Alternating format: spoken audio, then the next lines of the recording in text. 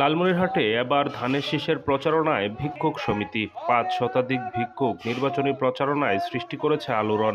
ভিক্ষুকের কারো পা কারো হাত নেই, কেউ অন্ধ কেউ অচল, তবুও ত্রয়োদশ জাতীয় নির্বাচনে প্রচারণার মাঠে তারা।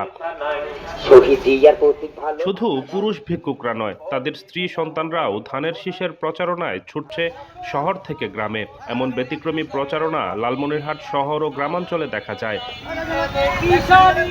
লালমনিরহাট ৩ আসনে অধ্যক্ষ আসাদুল হাবিব দুলুর ভক্ত ভিক্ষুকরা চালাচ্ছেন ধানের শীষের প্রচারণা। ১২ই ফেব্রুয়ারি সংসদ নির্বাচনে লালমনিরহাটে জমিয়ে তুলছে ভিক্ষুকদের প্রচারণা।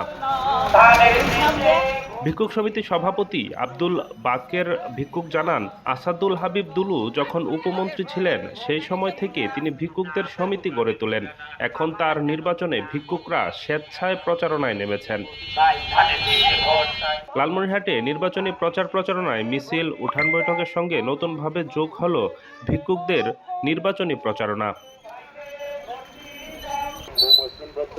সকলে মিলিয়া নারী পুরুষ সবাই মিলে পর্যন্ত দিলাম শান্ত মদের প্রতিদান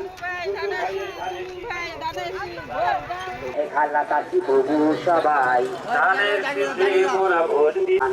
অপাত্রে কি ঢালবেন না সবারে জানাই বললেন না তাইয়া দেখেন না ভোট দিতে বললেন না ১৫-১৬ বছর গেল ভোট দিতে পারি নাই এবার হলো সেই নারী পুরুষ সবাই মিলে পর্যন্ত দিলাম শান্ত মদের প্রতিদান।